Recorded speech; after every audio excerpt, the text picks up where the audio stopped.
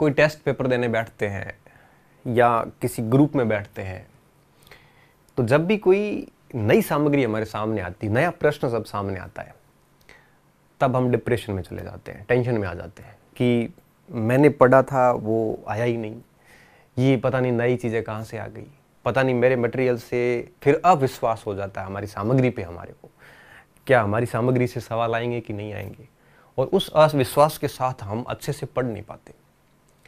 ये आम समस्या विद्यार्थियों के साथ में।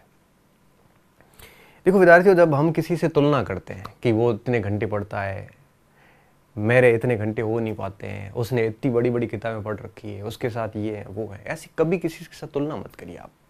क्योंकि आप एक पैरामीटर देख रहे हैं, घंटे वाला।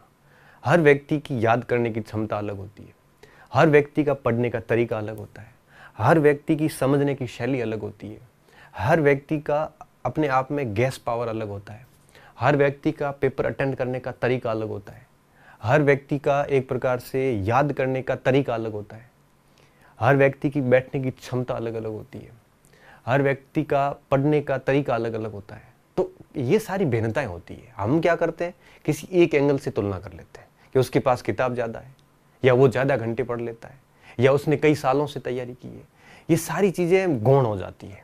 आपको इन चीज़ों से अगर आप तुलनाएं करोगे, आप एक एंगल से तुलना करोगे तो बाकी एंगल छोड़ के अगर आप एक एंगल से तुलना करोगे तो निश्चित रूप से हम कहते हैं ना कि पराई थाली में घी ज़्यादा एकता है, दूर के ढोल हमेशा सुहावने नजर आते हैं। तो वो दूसरी चीज़ें हमें अच्छी ज़्यादा लगेगी, वो चीज़ें हमें ज़्यादा आकर्षित करेगी, और हम उन चीज़ों से आकर्षित होकर डिस्ट्रैक्ट हो जाएंगे रास्ते से, और अपन पढ़ नहीं पाते। इसलिए किसी से भी कोई तुलना ना करें, और अगर इसी कोई अगर नई सामग्री आती है तो उसको याद कर लो। और आप एक और चीज़ बता देता हूँ कि हर विषय अनंत है, चाहे इतिहास हो, चाहे भूगोल हो, चाहे मनोविज्ञान हो, कोई भी विषय हो, अनंत है।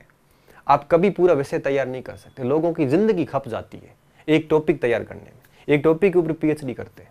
ये साइंटिस्ट जितने भी है, एक एक टॉपिक को लेकर पूरी जिंदगी उनकी बीत गई। लेकिन प्रतियोगी परीक्षाओं की एक सीमा है, उससे ज्यादा प्रश्न लेवल पे नहीं जाते। अब आजकल हर भर्ती परीक्षा में 10-10, 12-12 सब्जेक्ट है सिलेबस में। अब 12-12 सब्जेक्ट कोई भी विद्यार्थी कंप्लीट कर ही नहीं सकता। ये जितने भी टीचर पढ़ा रहे हैं, आप उनको भी अगर आप अपनी तरफ से सवाल पूछ लो, उत्तर नहीं बता पाएंगे। मैं गारंटी के दावे के साथ कह सकता हूं, आप एक सीधा सा रैंडम प्रश्न कर लेना, कहेगा 10 मिनट बाद में उत्तर देता हूं। हमारे साथ भी होता है ऐसा। जब भी कोई प्रश्न आता है तो हमें भी सोचना पड़ता, पता नहीं क्या उत्तर है इसका, देख के बताना पड़ता है। तो ऐसा कोई आपको लगता होगा कि शिक्षकों को वगैरह को सबको सब कुछ आता है, किसी को नहीं आता ये सब। एक विषय अनंत होता है। तो आपको ये कभी तनाव नहीं लेना है कि मुझे आता नहीं है, नया कोई सवाल आ गया और हम डर गए। ये डरने की जरूरत नहीं है। ये जितने भी सफल लोग आप देख रहे हो, इनको भी सारे नहीं आते। ये भी परीक्षाओं में 65% लाके ही पास हुए हैं। कई बार क्या होता है, शिक्षकों में प्रतिस्पर्धा होती है, एक दूसरे में अपनी छवि महान बनाने के चक्कर में भी कई बार इतना कठिनता के लेवल पे टीचर चले जाते हैं, सब्जेक्ट के ऐसे ऐसे प्रश्न दे विद्यार्थी मारा जाता है। तो फिर होता क्या है, एक वो मारवाड़ी में कहावत है, बिल्ली का खेल हो रहा है और चूहे का जो है वो घर टूट रहा है। क्योंकि बिल्ली खेलती है बिल्लों के ऊपर, तो चूहे के घर टूट जाते हैं। तो फिर क्या होता है, कई बार टीचर्स जो है वो भी सब्जेक्ट की अथाह गहराई में चले जाते हैं। तो फिर होता ये कि हम वापस तनाव में आ जाते हैं, यार इतना तो हमने पढ़ा ही नहीं। हमें ये लगता है कि सारे प्रश्न महत्वपूर्ण है। कई बार प्रोफेशनलिज्म भी बीच में आ जाता है। कई बार गाइड वगैरह में अनावश्यक चीजें होती है, वो देख के हम डर जाते हैं। इसलिए कहते हैं कि बोर्ड की किताबें हैं, एनसीईआरटी की किताबें हैं, इनको बेस बना के तैयारी कर लो, परीक्षाएं इतने से हो जाती है।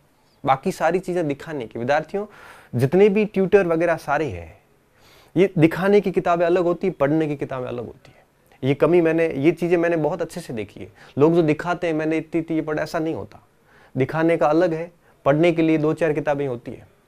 तो आपको इन चीजों में बिल्कुल तनाव नहीं लेना। आप जब पेपर देखोगे, आप देखोगे उसमें पाओगे कि अरे तो कुछ था ही नहीं। आप यूं ही इतने तनाव में रहे, आप फालतू के ही एक प्रकार से डिप्रेशन में चले गए। वो सिर्फ इस कारण चले गए कि आपने कहीं से भी थोड़ा कठिन सवाल देख लिया। लोग जनरली, एक ह्यूमन प्रवृत्ति होती है, हम क्या करते हैं, हम ऐसा प्रश्न बनाते हैं जो हमें नहीं आता है। ये मानवीय प्रवृत्ति। मैं अगर आपको कहूंगा कि आप मुझे कुछ सवाल पूछो, तो आप वही पूछोगे ना जो आपको नहीं आता। तो फिर प्रश्न जनरली वही पूछे जाते जो उसको खुद को नहीं आते। तो जो ऐसे प्रश्न कितने होते परीक्षा में, 5%। ऐसे 5% कठिन सवालों के चक्कर में हम हमारी 95% की तैयारी बिगाड़ देते हैं। इसलिए मैं कई बार कहता हूं सोशल मीडिया के इन प्रश्नों से वगैरह से दूर रहें। क्यों? ये लोग क्या करते हैं, ये ऐसे कठिन सवाल देके उस विषय के प्रति एक ऐसा भय पैदा करते हैं कि आप उनके पास जाओ। तो आप विद्यार्थी वर्ग उसको समझ नहीं पा रहा है। अगर आपको सब्जेक्ट गहराई में जाना तो आप जाइए, आप स्टेप टू स्टेप जाइए, धीरे धीरे धीरे धीरे धीरे धीरे धीरे आप पढ़ते जाओगे तो धीरे धीरे अपने आप गहराई आएगी। लेकिन आप अगर चाहते हो कि मैं एक ही दिन में गहराई, तो वो नहीं हो पाएगा।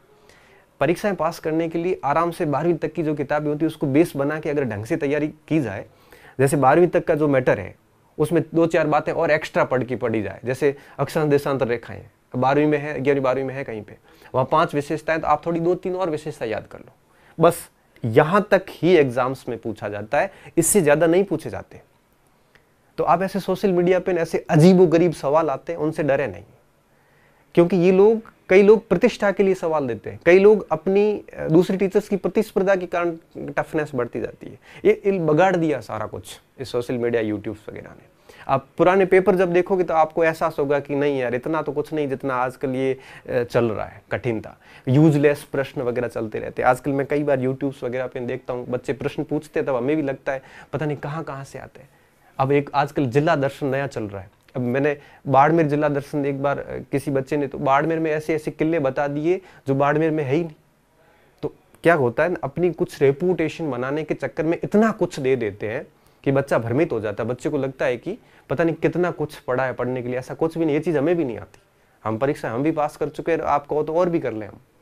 ऐसा कुछ भी नहीं है। कंटेंट अच्छा याद रखो, बढ़िया चीज़ें याद रखो। फालतू चीज़ें अगर याद करोगे तो ये तो सागर है, इसमें कितना कुछ याद करोगे, इसकी कोई सीमाएं नहीं, अनंत है ये। इसलिए पुराने पेपर्स को देखोगे तो आपको पता चल जाएगा कि इतना कुछ नहीं है जितना इन्होंने माहौल सभी ने बना रखा है। डरने की कोई ज़रूरत नहीं है। 12वीं तक की किताबों को बेस बनाइए और सामान्य एक किताब, हर सब्जेक्ट की बढ़िया किताब रखिए और उसको बढ़िया तैयार कर लीजिए। जैसे पॉलिटी है तो लक्ष्मीकांत है या वाणी प्रकाशन की एक किताब आती है, उससे सवाल बाहर नहीं जाता, वो तैयार कर लो, बाकी लाने की कोई ज़रूरत नहीं। ज्योग्राफी की कोई एक आधी किताब ले लो 11वीं 12वीं तक की, और एक किताब ऑथेंटिक। तो 12वीं तक की किताबें प्लस हर सब्जेक्ट की एक ऑथेंटिक किताब रख लो। इससे ज़्यादा कुछ नहीं। ये भी मैं बहुत ज़्यादा बता रहा हूँ, इनमें से परीक्षाएं हो जाती है, बाकी सारी चीज़ें कुछ भी नहीं है। और मैं हर परीक्षा में, अगर आप इस 12वीं तक को बेस बनाते हो और एक एक किताब हर पार्ट की ऑथेंटिक लेके आ जाते हो, तो ये 15-20 किताबें हो जाएगी। और मैं दावे के साथ कहता हूँ कि कोई भी परीक्षा में 90% सवाल उन्हीं किताबों से आ जाते हैं, और मेरिट किसी की भी 70-80% से 70% से ज़्यादा नहीं रहती। तो आपको ऐसे डरना नहीं है। बस वो ऑथेंटिक बुक्स प्लस 12वीं तक की बेस बना दो, कोई भी बना दो बेस, 12वीं तक की एनसीईआरटी, ओल्ड न्यू कोई भी। तो वहाँ से उस ऑथेंटिक तक अगर आप इतना कर लोगे तो आप किसी भी एग्जाम में अच्छी रैंक के साथ चयनित हो सकते हो। बाकी अगर इन कठिन प्रश्नों के भंवर में आप फंस गए, आपको लगने लग गया कि पता नहीं कितना और बाकी पड़ा है, तो मैं हकीकत बता रहा हूँ, ये जब ऐसे सवाल हम देखते हैं ना आजकल यूट्यूब वगैरह पे, सोशल मीडिया पे सवाल हमारे सामने बच्चे स्क्रीनशॉट करके भेज देते हैं, सर इसका उत्तर बताओ।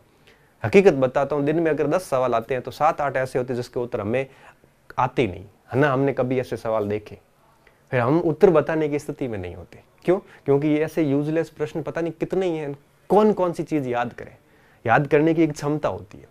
इसलिए आप जो है अपने मटेरियल पे विश्वास रखें। ऐसे ही वर्चुअल दुनिया के जो कठिन सवाल आते हैं, इनमें बिल्कुल भी डरने की आवश्यकता नहीं है। ये परीक्षा के सिलेक्शन के लिए सवाल नहीं है, ये सिर्फ और सिर्फ विद्यार्थियों को भ्रमित करने के लिए और डराने के लिए सवाल बनाए जाते हैं। अब इनके पीछे की कहानी नहीं पता आपको, इसलिए कहता हूँ कि इन चीज़ों को समझिए, पढ़िए और आप बढ़िया तरीके से अपना काम जारी रखिए और इस प्रकार की चीज़ों से ना फंसें। आपको तब जाके धीरे धीरे आप किताबों पे विश्वास कीजिए, तभी आपका कॉन्फिडेंस बढ़ेगा। सोशल मीडिया के सवालों से वगैरह से कुछ भी नहीं होता। मैं मानता हूँ हार्ड टेस्ट दीजिए, कोई टेस्ट हार्ड है तो दे दीजिए, कोई बात नहीं, लेकिन उसका आपकी साइकोलॉजी पर इफेक्ट नहीं होना चाहिए। ऐसा नहीं होना चाहिए कि पता नहीं ये सवाल इतना कठिन कहाँ से आ गया। सब्जेक्ट का कोई सीमा नहीं है, आपकी परीक्षा की एक सीमा है, तो उस सीमा को समझिए और आप है वो मेहनत करते जाइए। बाकी इन चीज़ों में आपको प्रभावित होने की ज़रूरत नहीं है, ये चीज़ें आपको निश्चित रूप से असफल करेगी।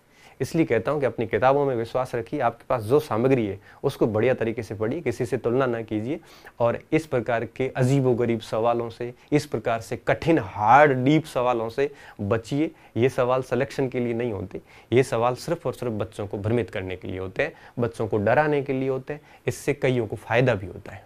तो मेरा सिर्फ इतना ही कहना है कि मैंने कई सारी परीक्षाएं पास की है, इसलिए मैं आपको कहता हूँ कि इनमें से अधिकांश सवाल हमें भी नहीं आते। तो इसका मतलब हम कैसे पास हो गए फिर, और अच्छी रैंक के साथ हम हुए। तो आपको डरने की ज़रूरत नहीं है, जो मटेरियल है उसको बढ़िया पढ़िए। धन्यवाद विद्यार्थियों, अच्छे रहिए, मस्त रहिए, और बिना डरे हुए जो आपके पास मटेरियल है उसका विश्वास करते हुए पढ़ते रहिए।